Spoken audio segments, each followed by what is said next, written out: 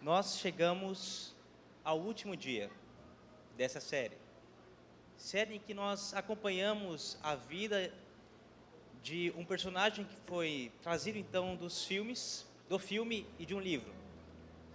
Na vida dele foi necessário um evento muito grande, vou dizer um cataclisma, para que pudesse mudar a trajetória, transformar o futuro dele. Tirando dele e trazendo para nós hoje, será que seria necessário um evento tão grande para que você precisasse mudar de vida ou seguir um novo rumo? Será que precisaria vir um facho de luz, algo acontecesse de maneira extraordinária? Hoje, no último dia dessa série, nós vamos ver, será que nós realmente precisamos dessa cabana para mudar aquilo que nós temos hoje ou mudar o nosso futuro? As palavras da Ellen hoje, eu quero que você fique bem atento, porque talvez nelas vocês encontrem a possibilidade de mudança e talvez fora da cabana. Vamos convidar para que Deus preencha não somente esse lugar hoje, mas também o seu coração. Feche seus olhos. Querido Deus, muito obrigado porque nós temos a oportunidade de estar em sua casa. Hoje, Senhor, estamos fechando uma série de mensagens e, Senhor, nós estamos com o coração aberto para que possamos aprender e reter tudo que é bom e tudo que vem de Ti. Esteja com aqueles que estão aqui e também aqueles que assistem à distância, que o Senhor possa usar o mesmo poder transformador, em nome de Jesus. Amém.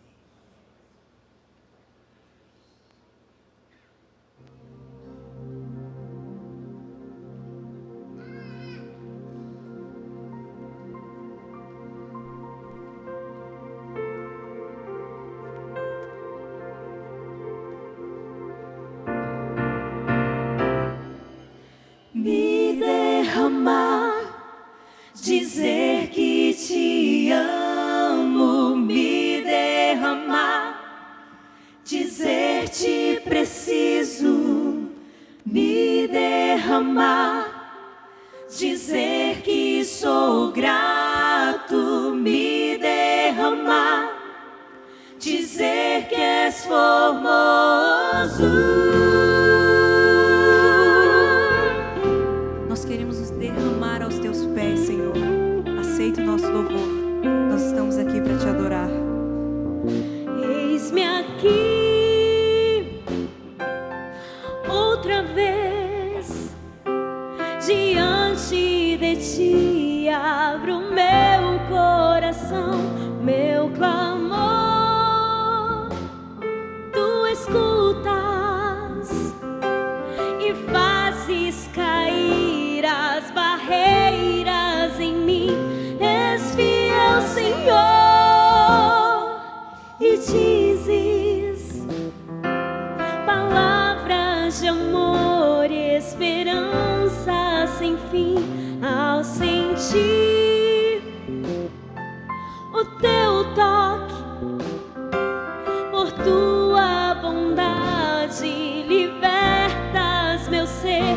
No calor deste lugar, eu venho me derramar, dizer que te amo, me derramar, dizer te preciso, me derramar, dizer que sou grato, me derramar,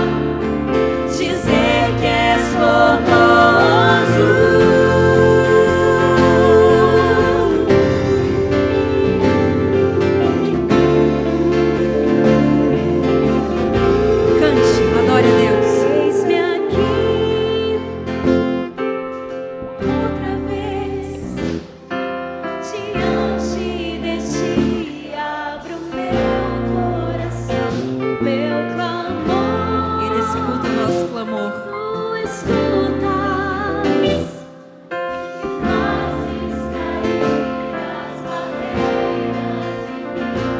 És fiel, Senhor, e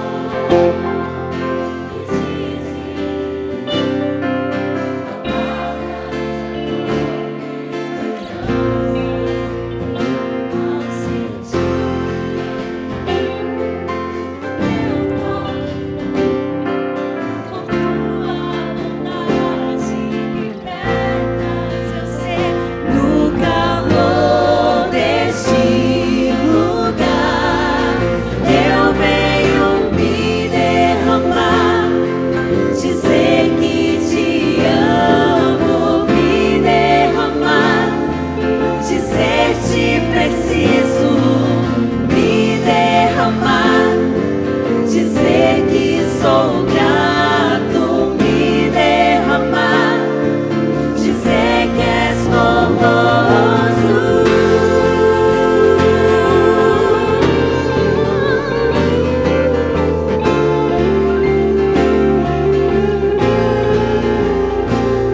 calor deste lugar, eu venho me derramar. E dizer o quê?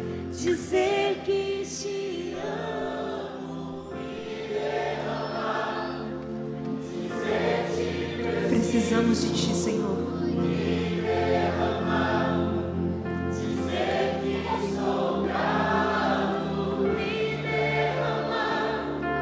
dizer que és formoso, me derramar, dizer que te amo, me derramar, dizer-te preciso, me derramar, dizer que sou grato, me derramar, dizer que és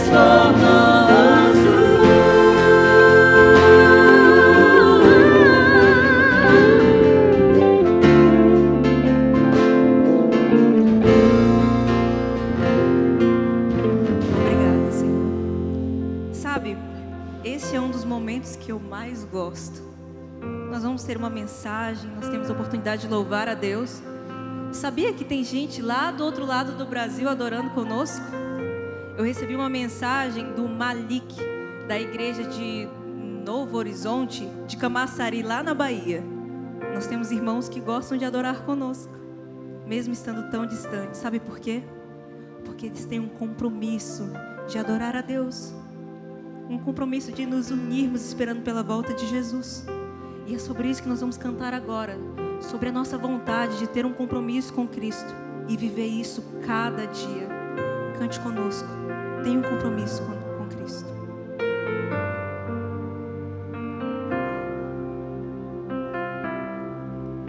Senhor, preciso praticar tudo que em Tua palavra está. Viver pra mim não faz sentido se não for pra Te adorar. Não quero estar em Tua casa, acomodado sem nada fazer, mas quero estar em Tua presença, buscando mais e mais Te obedecer, comprometido com Tua obra, inconformado com o mundo aqui. Ser transparente, um livro aberto para Ti. Compromisso contigo, eu quero viver compromisso contigo. Matar meu prazer e fazer Tua vontade, cumprir o desejo do Teu coração.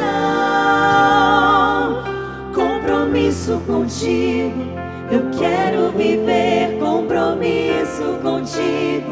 Matar meu prazer e fazer Tua vontade, cumprir o desejo do Teu coração, Senhor.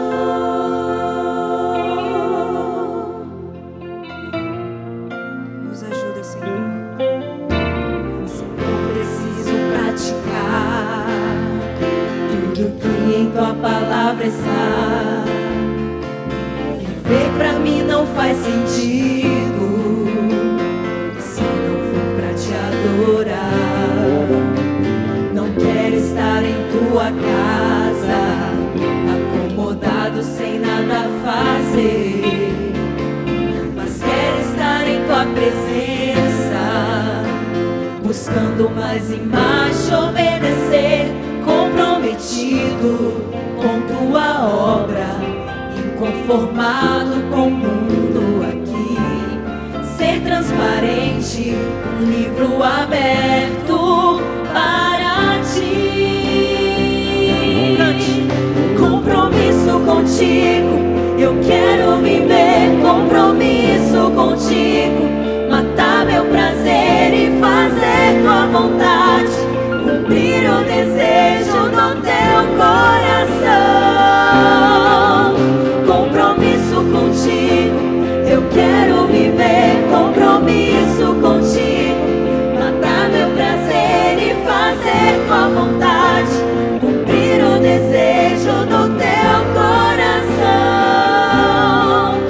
Antes que seja tarde pra se levantar, pra buscar tua face, pra te adorar, eis-me aqui, enquanto eu posso te encontrar.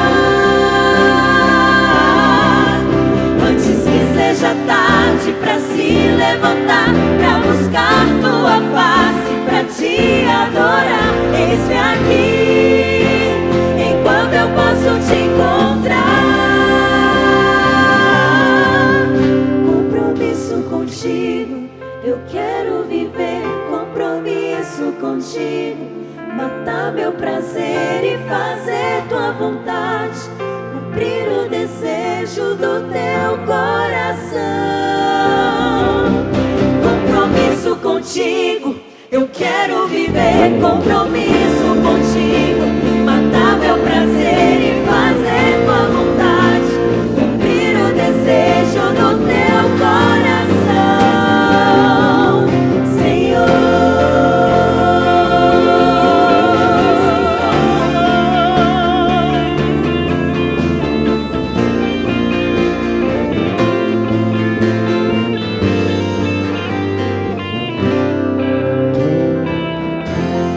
Amém. A nossa maior esperança é que Cristo virá nos buscar. E é por isso que a gente canta tanto sobre isso, é porque a gente tem almejado há muito tempo sair deste mundo. Fique em pé, cante conosco. Ele vem para nos salvar, Ele vem para te salvar. Diga para os temerosos, não há nada a temer. Ele é poderoso. Poderoso é o teu Senhor, quando clama seu nome, Ele então virá. Ele vem pra te salvar, Ele vem para te salvar. Diga ao cansado, o teu Senhor virá, Ele vem para te salvar, Ele vem pra te salvar, Ele vem para te salvar. Contemplar o Senhor e te levantarás, Ele vem para te salvar. Amém. Diga para os abatidos, não percam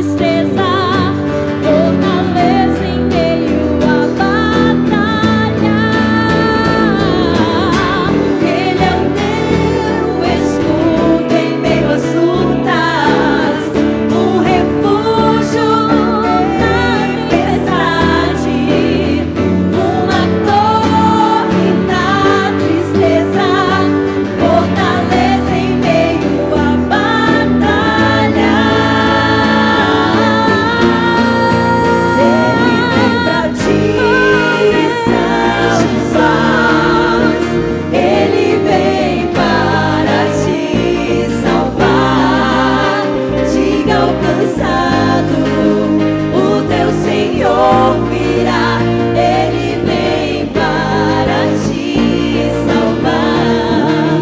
Ele vem para te salvar. Ele vem para te salvar. Contemplar o Senhor e te levantarás. Ele vem para te salvar. Contemplar o Senhor e te levantarás. Ele vem para te salvar. Amém. Ele vem para nos salvar. E pode ter certeza, esse é o maior tesouro que nós temos. É Cristo. Tudo vai passar. Tudo que nós construímos aqui na terra um dia vai acabar. Mas Cristo viverá eternamente conosco quando nós subirmos para o céu.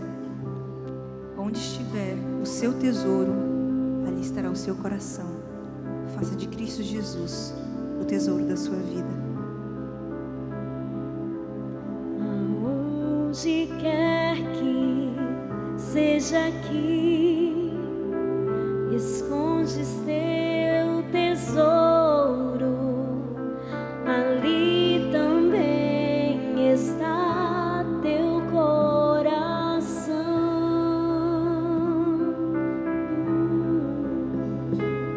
Se aqui na terra o esconderes, ladrões podem roubá-lo, ou podes escondê-lo lá no céu.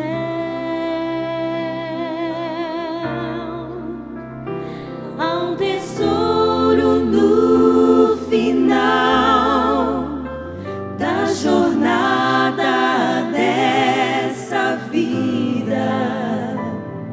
Ele é a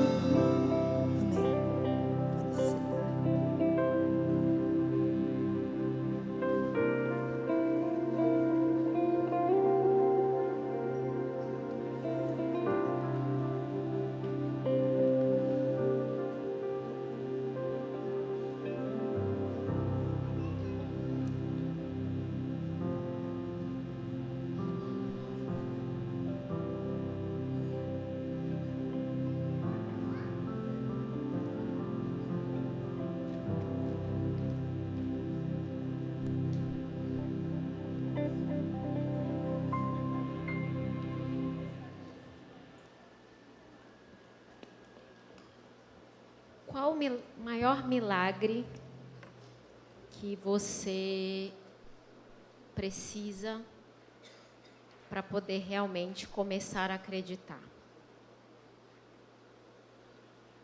Você já presenciou algo sobrenatural? Você já passou por alguma coisa assim? De um milagre acontecer com você? Em quem você se transformaria se depois de um fim de semana inteiro, passado dentro de uma cabana, num lugar bem bonito, você pudesse estar com Deus, conversando com Deus? Será que isso mudaria a sua vida? Mudaria quem você é? A maneira como você age, ou como você lida, ou como você trata as pessoas? No livro e no filme A Cabana, o personagem principal, o Mackenzie, ele, durante 3 dias, supostamente, esteve junto com Deus, conversando, conheceu, passou um tempo. E, durante este período, este fim de semana, serviu para um período de autorreflexão dele. Foi um processo de cura da dúvida, da dor, do ódio, da tristeza. Lá no livro e no filme, realmente mostra, é como se ele realmente precisasse de algo sobrenatural para finalmente mudar o curso da história dele. E tanto o livro quanto o filme terminam dizendo que a gente pode até duvidar do que aconteceu com ele.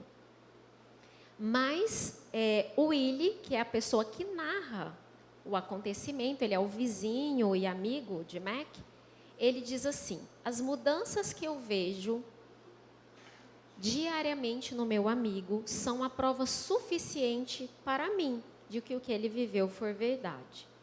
A grande tristeza foi embora e Mac passa a maioria dos seus dias com um profundo senso de alegria.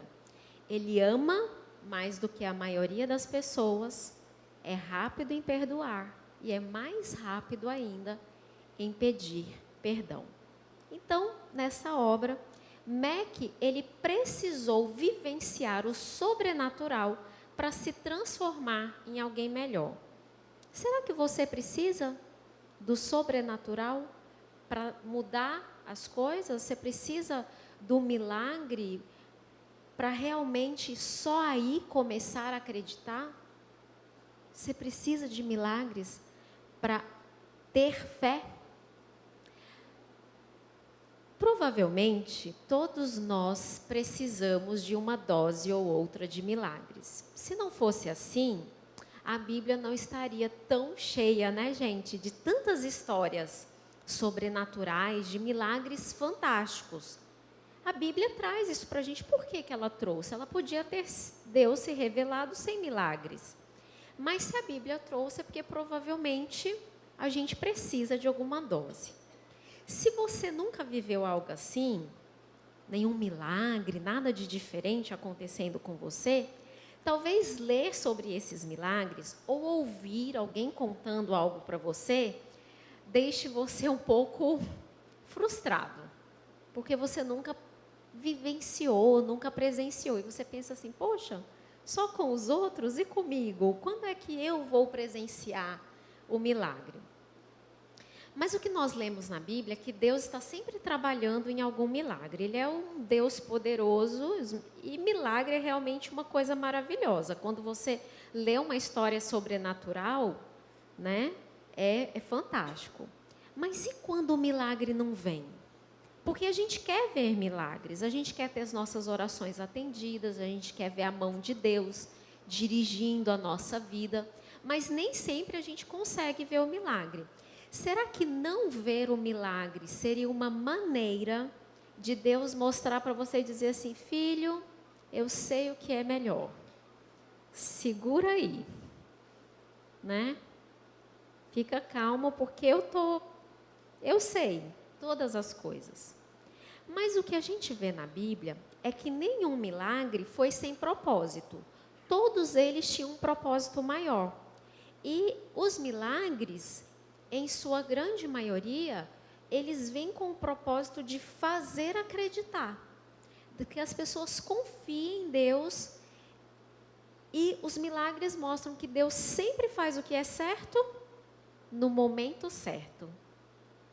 Às vezes o que é certo poderia ter acontecido muito tempo antes, mas Deus aguarda aquele momento correto para realmente as coisas acontecerem. Qual é o milagre que você precisa presenciar para começar a seguir a Deus de todo o coração? Qual a experiência sobrenatural você precisa ter? Será que você precisa de um fim de semana na cabana? Será que eu preciso de um fim de semana, sei lá, um arrebatamento, um negócio assim diferente, para poder realmente me sentir diferente, começar a acreditar de verdade? Se a gente fosse parar para pensar só nos milagres que Jesus fez aqui na terra, eu não estou falando dos outros milagres que aconteceram sem a presença de Jesus. Pensa em quantos milagres, né, a Bíblia fala. Teve cego voltando a enxergar, teve paralítico andando, teve tempestade, né, sendo acalmada. Jesus andou sobre as águas. Ele multiplicou o pão, assim, de uma cestinha com 5 pães e 2 peixinhos, ele fez comida para mais de 5.000 pessoas.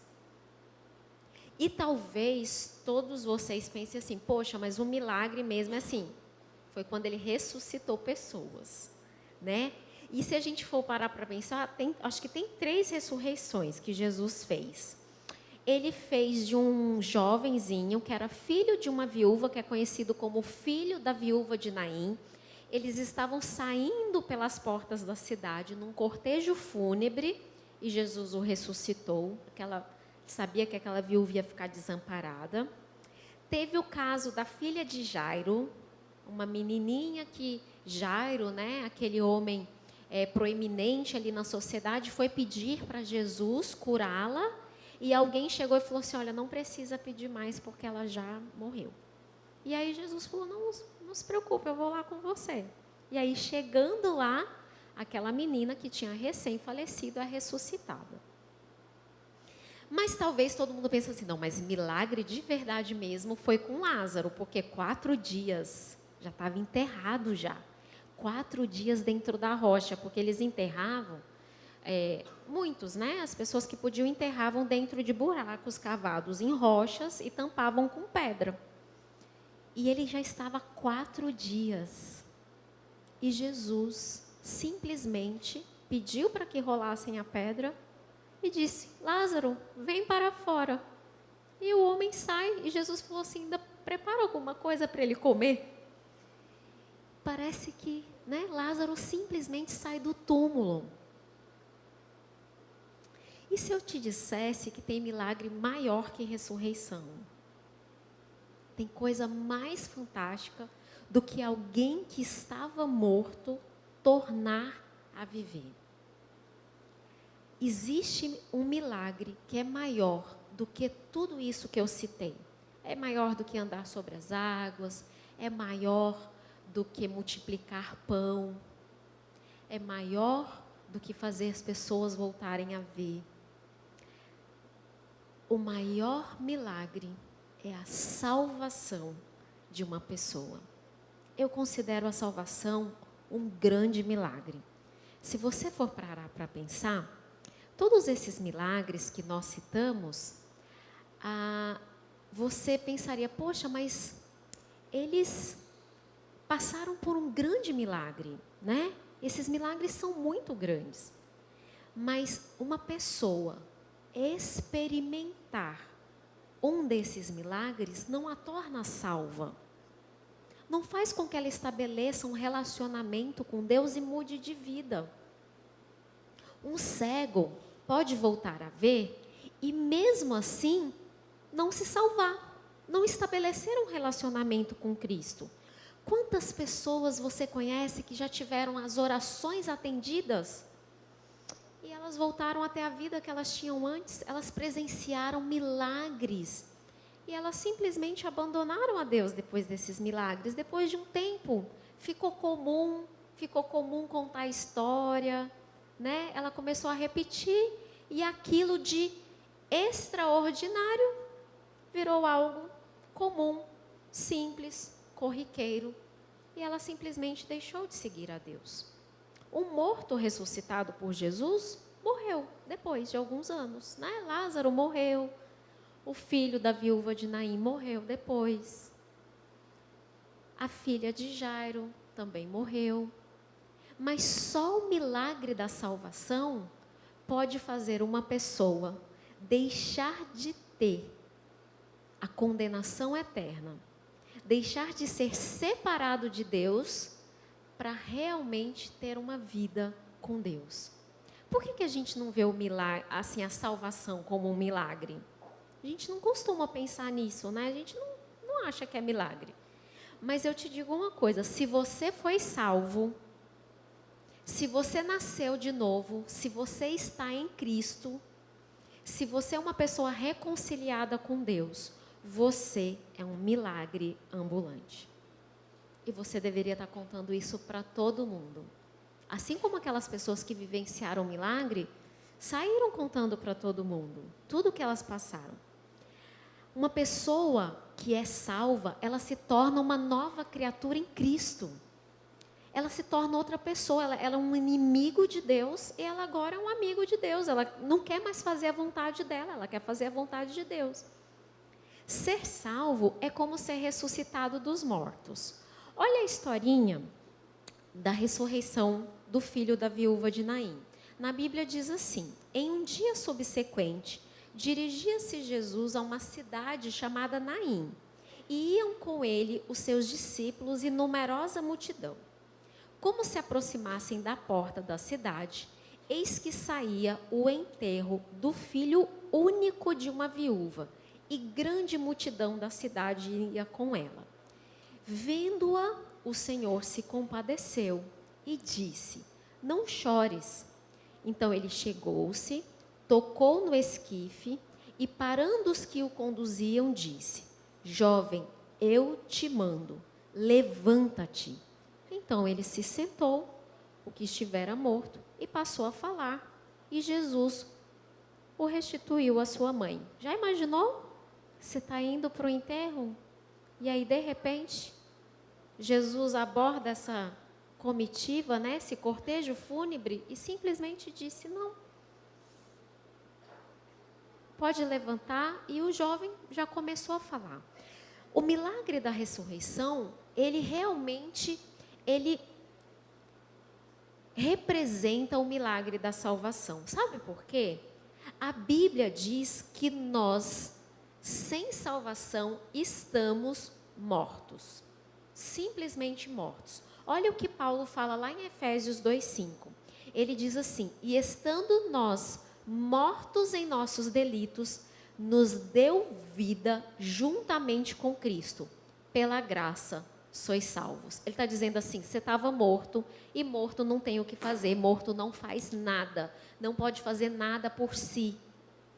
Mas pela graça sois salvos, e com Cristo você recebeu vida. Nós estávamos mortos para Deus, nós estávamos mortos para as coisas de Deus, nós estávamos mortos para as coisas espirituais, e de repente Deus vem e te muda. Cristo nos faz viver espiritualmente, abraçar as coisas de Deus, e nós simplesmente ganhamos uma vida que sozinho nós jamais conseguiríamos ganhar. Então, o milagre da salvação é como uma ressurreição. Nós nascemos de novo e recebemos essa vida em Cristo. Ser salvo também pode ser comparado ao milagre que a gente lê lá em Lucas 18. Lá em Lucas 18 conta a história de um cego. E diz assim, olha: aconteceu que ao aproximar-se ele, aqui está falando de Jesus, de Jericó, estava um cego assentado à beira do caminho pedindo esmolas. E aí, aquele cego começa a chamar por Jesus, vocês conhecem essa história, ele começa a chamar: Jesus, filho de Davi, tem compaixão de mim. E aí Jesus manda trazer. Então parou Jesus e mandou que lhe o trouxessem. Tendo ele chegado, Jesus perguntou-lhe: que queres que eu te faça? Então ele respondeu: Senhor, que eu torne a ver. Então Jesus lhe disse: recupera a tua visão, a tua fé te salvou. Imediatamente ele tornou a ver e seguia-o, glorificando a Deus. Aqui está a história de um homem cego, que durante toda a vida tropeçou no meio da escuridão. Ele não conseguia ver as coisas que eu e você conseguimos ver. Por não conseguir ver, por não viver numa sociedade que trabalhava com inclusão, aquele homem pedia esmolas. Ele simplesmente contava com a caridade alheia. E aí, um belo dia, ele se depara com Jesus. Jesus pergunta: o que você quer? E ele diz: que eu torne a ver. E Jesus restitui a ele a visão. Estar perdido é estar cego. O pecado, ele tampa a nossa visão, ele nos cega. A gente não consegue ver as coisas de Deus, a gente não consegue ver Deus agindo na nossa vida. É como se nós estivéssemos realmente com a visão toda bloqueada. Essa cegueira, ela representa o pecado. E o pecado nos cega para as coisas de Deus. Paulo, ele fala sobre isso. Ele diz assim, lá em 2 Coríntios 4:4, ele fala: o Deus deste século cegou o entendimento dos incrédulos, para que lhes não resplandeça a luz do evangelho da glória de Cristo, o qual é a imagem de Deus. Sabe o que Paulo está falando? As pessoas não conseguem ver a beleza do evangelho. Elas não conseguem ver o sacrifício que Cristo fez na cruz. Elas não conseguem ver que Jesus é a imagem de Deus. Elas não conseguem ver que elas precisam desse milagre. Porque elas estão simplesmente cegas. É maravilhoso poder enxergar.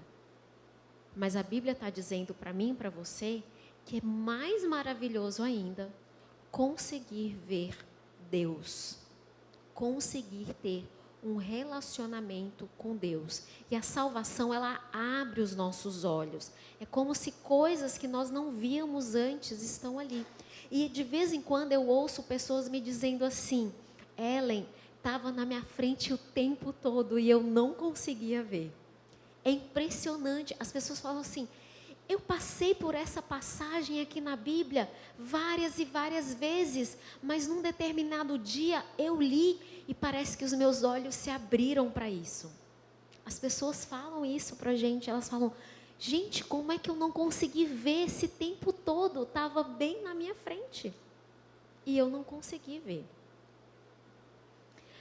Qualquer milagre que alguém possa vivenciar, uma cura, uma libertação, elas representam o milagre da salvação. É como se fossem pequenas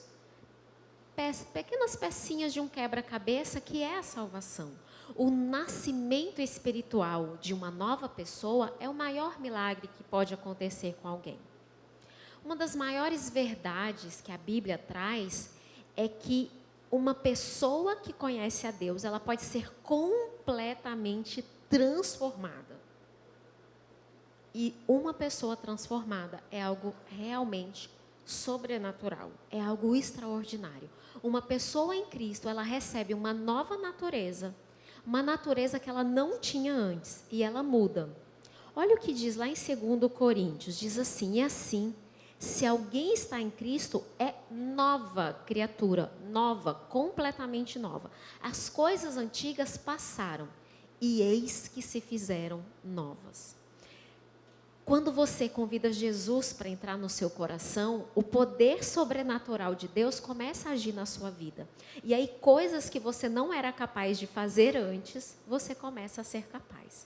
E coisas que você amava fazer, simplesmente perdem o sentido. Não faz mais diferença para você. É disso que se trata o poder maravilhoso de Deus. Sabe aquela pessoa que pega corda fácil, que se ira, que tem sempre uma resposta na ponta da língua e simplesmente começa a conseguir se segurar? De uma hora para outra, pensa: poxa, eu consigo não dar uma resposta atravessada agora. Eu poderia, eu até pensei numa coisinha, mas eu não preciso mais. Sabe aquela pessoa que mente, aquela pessoa que trai a esposa ou o esposo, que não consegue viver fora desse mundo de traição e simplesmente descobre que consegue estar diferente, numa situação diferente e se sente muito mais completo, pleno, feliz, simplesmente novo, nascido de novo. A obra de Deus no coração humano, ela é essa transformação. Ela é uma transformação da morte para a vida.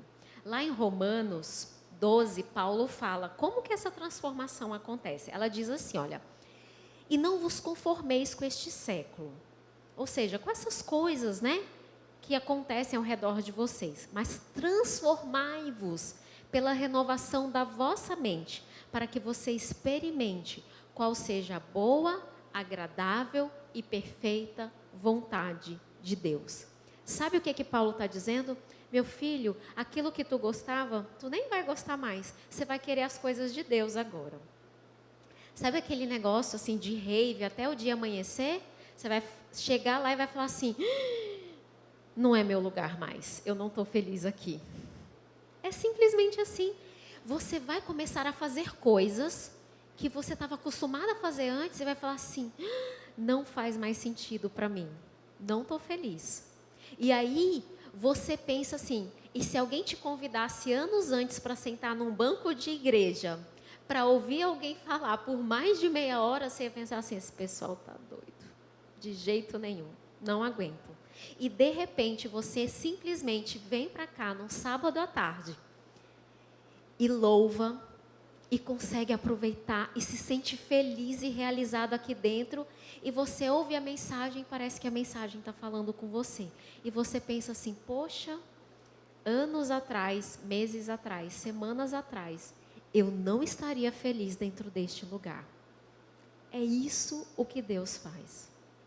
Se eu perguntasse para você, o que mudou na sua vida, depois que você realmente conheceu a Deus? Talvez todos vocês aqui teriam algo diferente para contar. E eu conheço a história de alguns de vocês. E sabe, cada vez que eu ouço uma história dessa, eu estou ouvindo um milagre que aconteceu, de verdade. Talvez você que está aqui sentado, e você que está assistindo a gente, você conhece algumas histórias. Mas eu conheço histórias de pessoas que estão aqui sentadas. E cada história dessa é um milagre para mim. Sabe, assim, de pessoas que você olha e pensa assim, caramba, 1 ano atrás, 2 anos atrás, quem era essa pessoa e o que essa pessoa é hoje? Mas sabe, não é a igreja que transformou essa pessoa. É o relacionamento, é o poder transformador. O que você contaria se alguém perguntasse para você qual foi o milagre que Deus fez na sua vida? Em 1961, Yuri Gagarin, ou Gagarin, ele é russo, obrigado, Gagarin. Ele foi o primeiro homem a orbitar ao redor da Terra. Durante 89 minutos, ele fez a rotação ao redor da Terra. Pensam que privilégio? E quando ele desceu, sabe o que ele disse? Eu olhei, e olhei, e olhei, e procurei em todos os lugares no céu. E eu não vi Deus em nenhum desses lugares.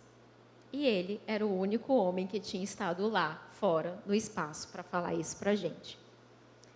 Alguns meses depois, John Glenn, um americano, rodeou a Terra por 3 vezes. E sabe o que John Glenn disse quando ele desceu? Eu vi Deus em todos os lugares. Onde eu olhava, eu sentia a presença de Deus. E ele disse, ele citou um pedacinho de um salmo que diz, os céus proclamam a glória de Deus. Sabe qual é a diferença? A diferença é que um olhou com os olhos de quem não acredita, que simplesmente não quer ver. E o outro subiu e olhou para o universo, para a terra, e olhou com os olhos de alguém que tinha relacionamento com Deus. E aí eles viram coisas diferentes. James Irving foi um dos homens que pisou na Lua. E ele diz assim, que ter pisado na Lua foi o momento em que ele sentiu o poder de Deus como ele nunca havia sentido antes. Mas aí você pode pensar assim, mas ele subiu foi com tecnologia da NASA. A roupa que ele usava, a nave que o levou até lá, isso tudo é tecnologia fabricado por homens. E aquele homem chegou lá e disse, eu senti o poder de Deus como eu nunca havia sentido antes. É de James Irving uma frase que ficou bem famosa. Ele disse assim, Jesus ter andado na terra é muito mais importante do que o homem ter andado na lua. E eu concordo com ele. Deus Todo-Poderoso, Criador de todas as coisas, ter se feito homem para habitar entre nós, foi realmente algo que eu e você, a gente pode pisar em Marte, a gente pode ir para os confins, a gente pode conseguir ir até onde o Hubble está, que eu nem sei mais onde é que ele está. Nada disso vai se comparar ao Criador do universo, se fazendo homem e habitando no meio de nós. Como é que algumas pessoas conseguem ver Deus nas pequenas coisas, nos pequenos acontecimentos, entre os corpos celestes, e outras simplesmente não conseguem ver isso? A diferença está no acreditar. Saulo era um jovem brilhante, de boa família, com boa educação. Ele fazia parte da elite da sociedade do seu país. Ele tinha um futuro promissor. Muitos, inclusive, diziam que ele era realmente privilegiado, porque ele tinha sido educado por um dos mestres mais respeitados do seu tempo. Seria como você dizer assim, eu fiz, não sei, direito em Harvard. Claro, só serve para os americanos, mas vocês me entendem. Vocês entendem o que eu estou tentando dizer. Ele foi numa escola considerada referência para o seu tempo. Só que Saulo, ele queria ir além. E Saulo, ele tinha uma coisa que era muito forte, é assim, ele acreditava ter a verdade e ele estava disposto a travar uma batalha para defender aquilo que ele acreditava. Ele estava disposto a prender, a matar, para defender aquilo que ele considerava certo.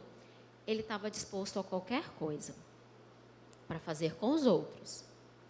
Saulo fazia parte de um grupo de religiosos do seu tempo chamado fariseus. Eles faziam parte de uma linha religiosa judaica. E eles acreditavam que eles eram guardiões de tudo que era de mais sagrado para um judeu. As verdades, as leis. E Saulo realmente, ele acreditava nisso com unhas e dentes. Mas na época que Saulo já era um jovem promissor, surgiu um grupo de pessoas que estavam ameaçando essa paz, dessa verdade que Saulo acreditava ter. Um grupo de pessoas liderado por um grupinho de pescadores, pessoas em sua maioria sem muita educação, sempre com uma educação básica, diziam que um homem que tinha morrido alguns anos atrás era simplesmente o Messias esperado. E que ele tinha vindo não para trazer libertação da nação, mas para trazer libertação de pecados. E eles diziam que esse homem tinha ensinado a eles um evangelho e eles davam o nome de que eles agora seguiam o caminho. Então eles estavam no caminho que aquele homem tinha ensinado. Saulo estava furioso com esse grupo de pessoas. Elas ameaçavam a ordem de tudo aquilo que ele acreditava ser real. E aí Saulo estava realmente disposto a lutar. Com a autorização dos seus superiores, ele resolveu colocar a mão na massa. Se ninguém vai fazer nada, eu vou fazer. E ele resolveu tomar aquilo realmente como sendo uma missão dele. E ele queria acabar com aquele grupo que ele acreditava ser um grupo de fanáticos.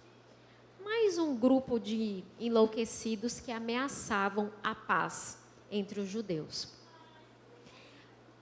Lá em Atos 7, nós vemos o primeiro momento em que Saulo aparece. Lá está contando da morte de Estevão, e diz assim: e lançando Estevão fora da cidade, o apedrejaram. As testemunhas deixaram as suas vestes aos pés de um jovem chamado Saulo. Sabe o que isso quer dizer? Que Saulo era alguém que estava chefiando aqueles que estavam apedrejando Estevão. E a Bíblia continua dizendo: e Saulo consentia na sua morte. Naquele dia, levantou-se grande perseguição contra a igreja em Jerusalém. E todos, exceto os apóstolos, foram dispersos pelas regiões da Judéia e Samaria. Alguns homens piedosos sepultaram Estevão e fizeram grande pranto sobre ele. Saulo, porém, assolava a igreja, entrando nas casas e arrastando homens e mulheres, e encerrava-os no cárcere. Esse era Saulo. Era alguém que estava disposto a entrar na casa de alguém com um mandado lá, né? Pegar aquela pessoa e, pelo simples fato daquela pessoa não acreditar em algo que ele acreditava, ele levava aquela pessoa para uma cadeia e ele estava disposto a matar. No que diz respeito a Saulo, ele acreditava estar fazendo a obra de Deus. Simples assim. Mas Saulo passou pela experiência da salvação. E se você conhece a história, talvez você ache que o maior milagre tenha sido o que ele passou numa estrada para uma cidade que se chamava Damasco. Saulo já tinha prendido um monte de gente em Jerusalém, e como muitos tinham fugido, ele pegou cartas que o davam jurisdição, vamos dizer assim, para ele atuar também em cidades próximas. E ele vai para Damasco. E no caminho da estrada de Damasco, o que a Bíblia conta para a gente? Que Saulo estava a caminho com alguns soldados e, de repente, uma luz muito forte cegou a todos que estavam ali, a ponto dos cavalos derrubarem aqueles homens que estavam em cima. Saulo caiu do cavalo e diz que ele escutou uma voz dizendo: Saulo, Saulo, por que me persegues? E aquela voz deu instrução para ele, para onde ele deveria ir e o que ele deveria fazer. O certo é que depois dessa voz, Saulo percebeu que estava no caminho errado. E ele mudou. E talvez você pense assim: poxa, mas o milagre de Saulo foi aquela luz que deixou ele cego, depois ele teve a visão restituída ou parcialmente restituída. Imagina uma luz te cegando e uma voz falando com você e você saber que é Jesus. Isso sim é milagre. Mas eu vou discordar de você. O maior milagre foi a transformação, onde Saulo passa a ser Paulo. Um homem completamente transformado. Ele continuava sendo um homem bem educado, nas melhores escolas, mas ele agora não fazia mais parte da elite. Ele continuava defendendo aquilo que acreditava, mas teve uma mudança. Sabe, Paulo, quando era Saulo, ele estava disposto a matar por aquilo que ele acreditava. E Paulo passou a ser uma pessoa disposta a morrer pelo que acreditava. Vocês conseguem ver a diferença? Estar disposto a matar pelo que você acredita é uma coisa, mas estar disposto a morrer pelo que você acredita, a dar a vida para que outras pessoas vejam o que você consegue ver, é algo muito diferente. Olha o que Paulo diz lá em 1 Tessalonicenses, para os irmãos que frequentavam aquela igreja, ele escreveu uma carta, ele diz assim: assim, querendo-vos muito, estávamos prontos a oferecer-vos não somente o Evangelho de Deus, mas igualmente a própria vida, por isso que vos tornastes muito amados de nós. Sabe o que Paulo está dizendo? Eu passei a amar tanto vocês, que se eu tivesse que morrer para pregar para vocês, eu teria morrido. É isso que Paulo está dizendo para aquele grupo de pessoas. Já imaginou uma pessoa dizer isso para você? Eu estou disposto a morrer para que você conheça a Cristo.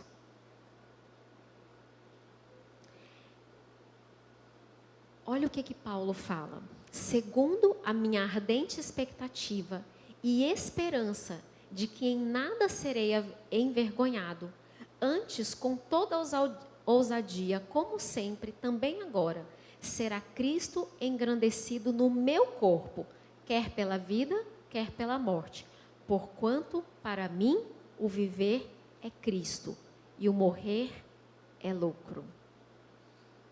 Difícil, hein, gente?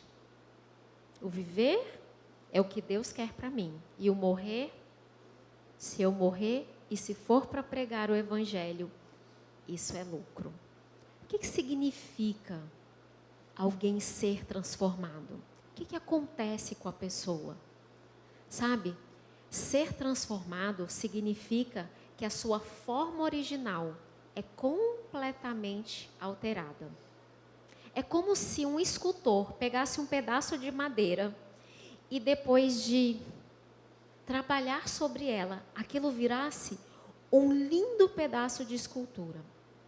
É como se do barro, que das minhas mãos vai continuar sendo barro, nas mãos de um oleiro, de um homem experiente, aquilo se torna um bonito vaso ornamental ou um utensílio doméstico. Mas na minha mão vai continuar sendo barro, feio, melecado e depois de algum tempo duro, mais barro. Paulo realmente foi alguém que foi transformado. Seu formato original mudou. Olha o que ele diz lá em Gálatas 2:20. Eu estou crucificado com Cristo. Logo, não sou eu quem vivo, mas Cristo vive em mim. E o viver que agora eu tenho na carne, eu vivo pela fé no Filho de Deus, que me amou e a si mesmo se entregou por mim. Sabe o que Paulo viu? Paulo viu o milagre da salvação na cruz. Foi isso que Paulo viu. O que Paulo está dizendo é que ele foi transformado por Cristo, que ele perdeu aquele formato original, que ele não vive mais a vida que ele gostaria de viver, que ele achava que ele deveria viver, mas que ele vive uma vida transformada, que ele vive uma vida em Cristo. Paulo, que era um instrumento de opressão, um instrumento de perseguição, passa a ser um instrumento de salvação. Alguém disposto a dar a outra face, se isso fosse realmente para que aquela pessoa ouvisse o Evangelho. Uma pessoa transformada, ela vai descobrir de repente que ela não consegue mais fazer determinadas coisas. Uma pessoa transformada, ela vai descobrir que ela não consegue mais mentir, enganar, tirar vantagem das pessoas. Ela vai descobrir que ela não consegue mais ser rebelde, desobediente. E quando ela faz algo que não está certo, ela logo vai descobrir o quanto aquilo a incomoda. Porque não é porque eu e você fomos transformados que de vez em quando a gente não faça coisa errada. Só que isso incomoda. E antes não incomodava. Mas agora dói. E é estranho. Até que a gente fala, não, Jesus, eu preciso de você.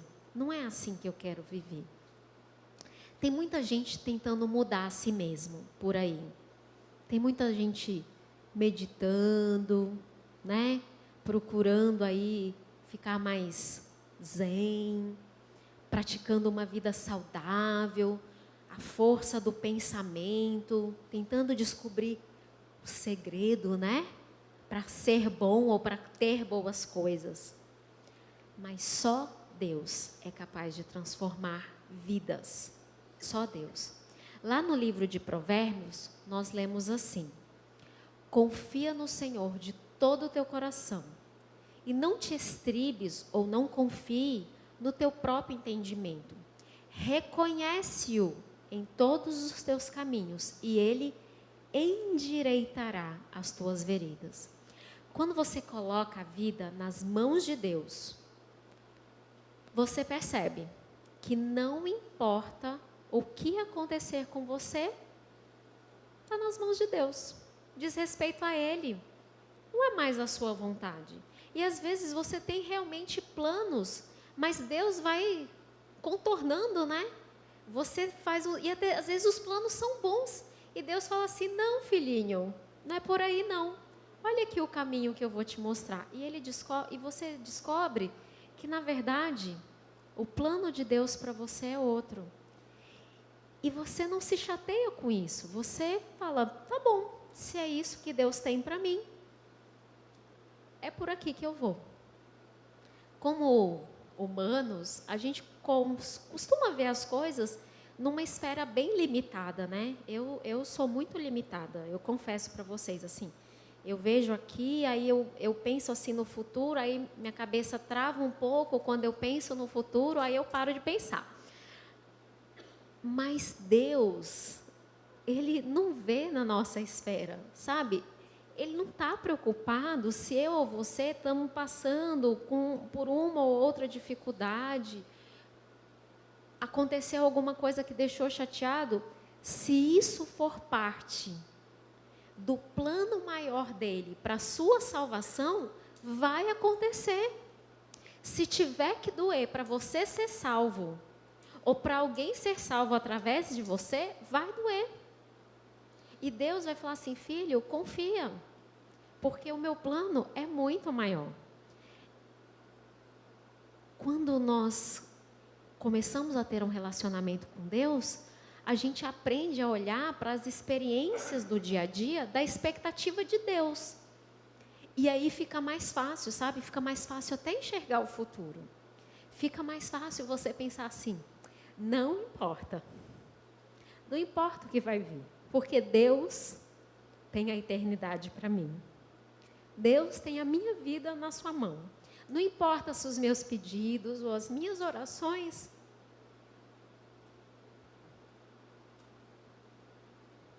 não estão sendo atendidas. Porque nós aprendemos a ver as coisas à luz da eternidade. E a gente aprende que o amor de Deus é tão grande, que se Ele foi capaz de dar o Filho dEle, então Ele não está fazendo você esperar à toa. Ele não está fazendo você sofrer à toa. Não é à toa. Tem propósito. Sabe, você deixa de se concentrar no passado, no presente, e você foca no futuro. Mas não no futuro do ano que vem. Você foca no futuro, assim. Num futuro eterno. E você vive esse futuro já por antecipação. A gente aprende a enfrentar as coisas com uma esperança, porque Deus tem um propósito eterno para a nossa vida. E aí o que acontece aqui, começa a ter uma dimensão pequenininha. Começa a ficar pequeno. Qualquer sofrimento começa a ser menor. Não vai deixar de doer, gente. Vai doer. A verdade é essa. Dói em mim, dói em você. Vai doer. Só que é uma dor que você fala assim: tá doendo, mas está aqui. Sabe aquela coisa da injeção? Tipo, tá doendo, mas vai passar? E de vez em quando alguém me pergunta assim: tá tudo bem? Eu digo: não tá, mas vai ficar. É isso. De vez em quando a resposta é essa: não tá, mas vai ficar.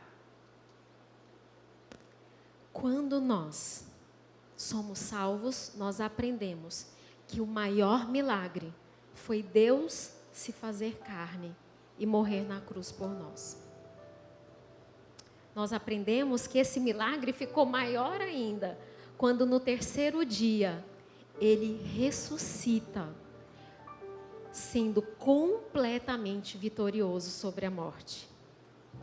E esse milagre se completa quando eu e você abrimos nosso coração e aceitamos a Ele como Salvador. Aí o milagre está completo, a gente passa a confiar que Ele tem o melhor para nós. E aí é que você vai ver vidas sendo transformadas. Pessoas egoístas sendo capazes de não pensar em si mesmas e pensar no outro e fazer o que é bom para o outro. Pessoas que eram capazes de matar por algo, passando a ser capazes de morrer para que outros tenham a salvação. Talvez você queira ver milagres, mas você já olhou para a pessoa que está do lado e já parou para pensar o milagre que é essa pessoa? O que mudou na vida dessa pessoa depois que ela conheceu a Jesus? A salvação é o maior milagre que pode acontecer conosco, porque a salvação é o único milagre que dura para sempre. Muitos presenciaram Jesus curando pessoas, muitos presenciaram Lázaro saindo para fora depois de 4 dias, mas nem todos que estavam ali acreditaram. As pessoas podem chegar a ver alguém ressurgindo dos mortos e mesmo assim não acreditar em Cristo como Salvador. Mesmo presenciando o sobrenatural, muitos escolheram não acreditar. Será que eu e você precisamos do sobrenatural?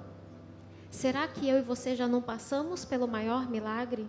Você está esperando um milagre para poder ver as coisas acontecerem? Você está esperando um milagre para aceitar Cristo como Salvador? Talvez alguns aqui tenham milagres para contar, tenham coisas sobrenaturais. Mas provavelmente nenhum de nós aqui passou um fim de semana na cabana, né? Conversando com Deus. O que eu tenho para te dizer é que eu e você, a gente não precisa da cabana. Nós precisamos de uma experiência real com Deus. Nós precisamos confiar. E aí nós veremos o sobrenatural de Deus. Ninguém que se aproxima de Deus vai ser desprezado. Ele está disposto a fazer todos, filhos e filhas dele. Ele está pronto para você.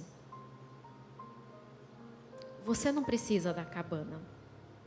Permita que Deus o ajude a acreditar.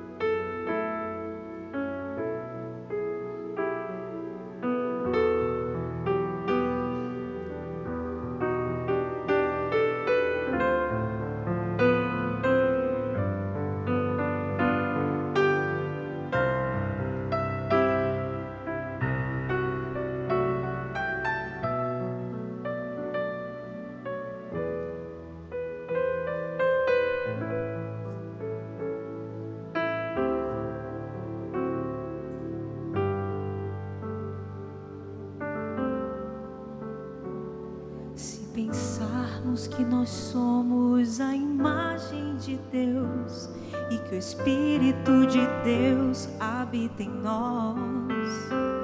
Se lembrarmos quão imenso e quão santo é Deus, se sentirmos como é bom ouvir sua voz, logo vamos perceber que não importa jamais se bem longe nós estamos de Jesus,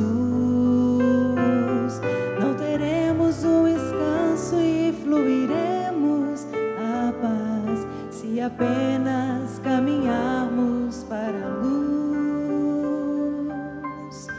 Quem vem a mim, disse um dia o Mestre Jesus, de modo algum o desprezarei, pois nos aceita do jeito que somos e nos transforma em filhos diletos de um rei. Mas se você quer ver hoje um milagre aqui, pra só então começar a voltar, talvez jamais tal milagre aconteça, pois saiba que o primeiro milagre é confiar. Se o amor de Deus expresso por seu Filho Jesus impressiona e toca o nosso coração, se a paz que tudo excede então começa a crescer, nos invade e enche a vida de emoção, é exatamente aí que o milagre maior tem lugar e o homem pode renascer. Tal momento incomparável todos podem sentir, é a experiência áurea do viver. Quem vem a mim, disse um dia o Mestre Jesus, de modo algum o desprezarei, pois nos aceita do jeito que somos e nos transforma em filhos diletos de um rei. Mas se você quer ver hoje um milagre aqui, pra só então começar a voltar, talvez jamais tal milagre aconteça, pois saiba que o primeiro milagre é confiar.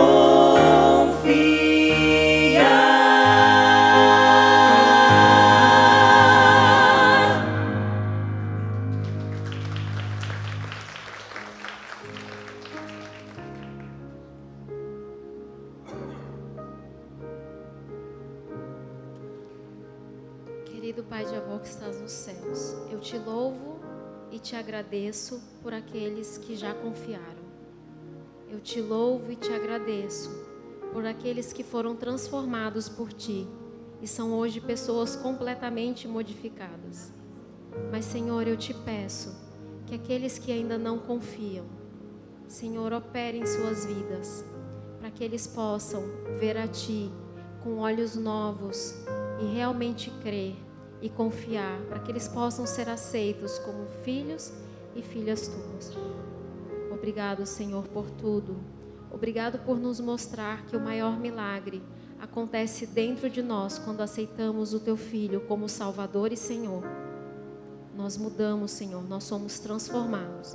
E nós louvamos o Teu santo nome por isso. Em nome de Teu Filho amado Jesus. Amém.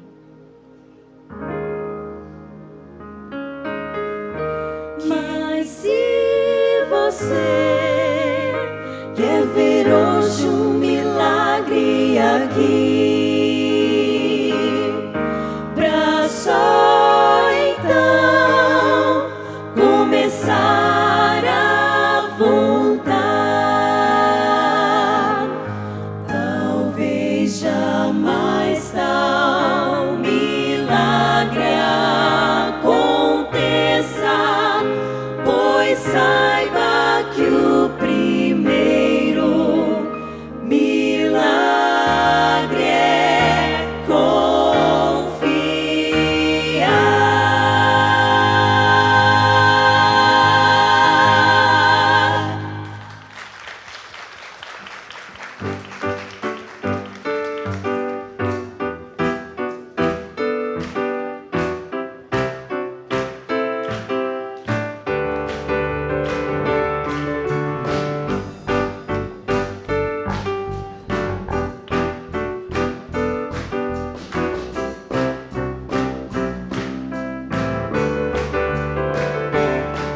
Senhor, és a vida e o amor, és a força e poder, a esperança que tem em meu ser. Senhor, és a vida e o amor, és a força e poder, a esperança que tem em meu ser.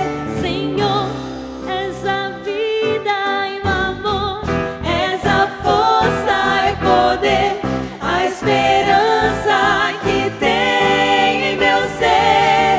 Senhor, és a vida e o amor, és a força e poder. Obrigada pela a sua presença. Nós nos encontramos semana que vem. Enquanto eu viver, louvarei o nome do meu Salvador. Eu vou proclamar com todas as forças que Tu és o Rei dos Reis. Senhor, és a vida e o amor, és a força e poder, a esperança que tem em meu ser. Senhor, és a vida e o amor, és a força e poder, a esperança que tem